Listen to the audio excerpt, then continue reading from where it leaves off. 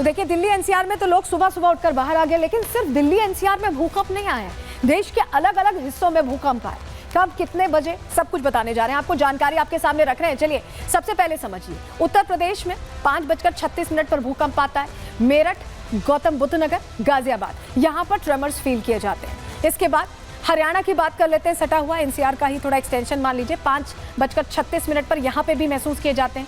सोनीपत, फरीदाबाद और गुरुग्राम में ये झटके महसूस किए जाते हैं। आगे बढ़ते हैं, सिवान में, बिहार में 8:02 पर भूकंप आता है और यहाँ पर सिवान में ट्रेमर्स फील किए जाते हैं। बताया जा रहा है एपिसेंटर सिवान ही था।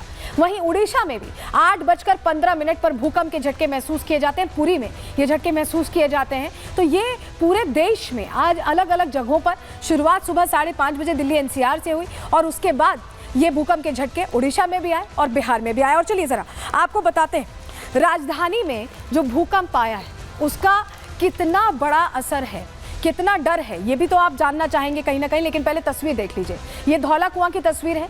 यहाँ भूकंप से ये पूरा पेड़ गिर गया है। ये एपिसेंटर बताया जा रहा है, ये एपिसेंटर बताया जा रहा है जहाँ पर ये पेड़ गिरा है और यहीं से ओरिजिनेट हुआ था भूकंप बताया जा रहा है। तस्वीर इसलिए दिखाना ज़रूरी है क्योंकि यही वो इलाका है जहाँ से दिल्ली में कई बार बताया जा रहा है कि भूकंप आ चुका है। तो ऐसे में दिल्ली क्योंकि एपिसेंटर बन गया और यहाँ तबाही तय होती दिखाई दे रही है। आपको हमारे सहयोगी की एक रिपोर्ट दिखा रहे हैं, वो वहां पहुंचे थे, जरा उनकी रिपोर्ट देखिए। दरख्त है हमारे पीछे, ये पेड़ एक झील पार्क है धौला कुआं में, और यहाँ पर जो आप तस्वीर देख रहे हैं ये एक पेड़ गिरा है। उम्र इसकी बताई जा रही है तकरीबन 15 से 20 साल, और 20 साल से ये पेड़ खड़ा था। लेकिन औषधीय गुणों की अगर बात करें तो ये जो पेड़ है वो अर्जुन का पेड़ है, जो अर्जुन की छाल, इम्यून सिस्टम को बढ़ाने के लिए इसकी छाल का प्रयोग किया जाता है। तो उस मायने में ये काफी लाभप्रद था। लेकिन ये पेड़ अब धराशायी हो गया। यहाँ की मिट्टी की तरफ अगर आएंगे, अगर दिखाएंगे आपको, तो मिट्टी जो है चारों तरफ पानी है और पानी की वजह से यहाँ पर जो मिट्टी है वो दलदली है। अगर आप थोड़ा आगे की तरफ अगर जाएं तो ये मिट्टी यहीं से दलदली हो जाती है। और ये देखिए जो मिट्टी है ये काफी नमी है इसमें, तो इस वजह से ये झटके बर्दाश्त तो नहीं कर पाया और जो इसकी जड़ें हैं वो पूरी तरह से उखड़ गई हैं।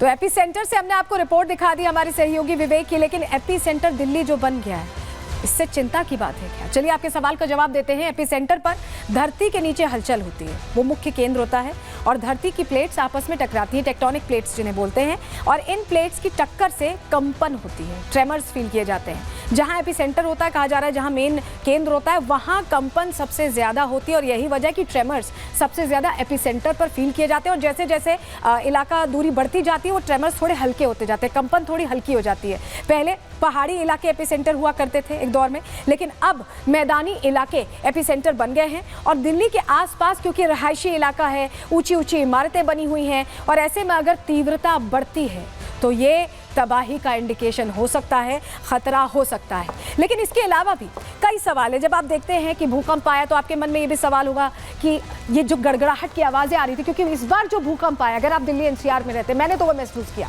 क्योंकि वो गड़गड़ाहट की आवाज़ आ रही थी। आवाज़ के साथ भूकंप क्यों आया, क्या वजह है? बहुत सारे सवाल इससे जुड़े आपके मन में होंगे भूकंप को लेकर। चलिए सारी जानकारी आपको जल्दी से दे रहे हैं। सवाल सबसे पहला, भूकंप के साथ तेज आवाज क्यों आई? ये आपके मन में होगा, मेरे मन में भी ये सवाल आया था। भूकंप के एपिसेंटर की गहराई कम थी, यानी दिल्ली में 5 किलोमीटर अंदर तक ही भूकंप आया था, यानी बहुत गहरा नहीं था। ऐसे में सतह तक इसको महसूस करना और ज्यादा कंपन महसूस हो रही थी। तरंगे हवा से टकराकर आवाज में बदल गई, वो कंपन तेजी से बढ़ गई, दूरी कम थी एपिसेंटर से और ऐसे में असर इसका आया। सवाल नंबर 2, भूकंप की तीव्रता कम, झटके तेज, क्योंकि 4 रिएक्टर स्केल पैमाने पर बताया जा रहा है। तो 4 रिएक्टर स्केल पर इतनी क्यों महसूस हुई आपको तीव्रता?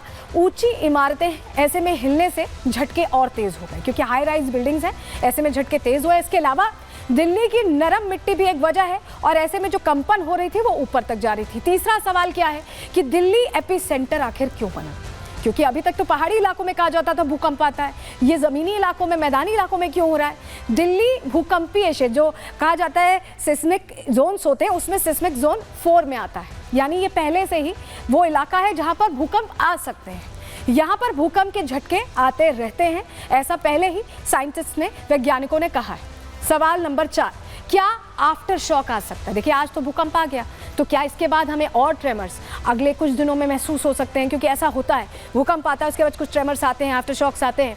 लेकिन जानकारी ये है, जवाब इसका ये है कि दिल्ली का भूकंप मध्यम दर्जे का था, 4 रिएक्टर स्केल पैमाने पर नापा गया है।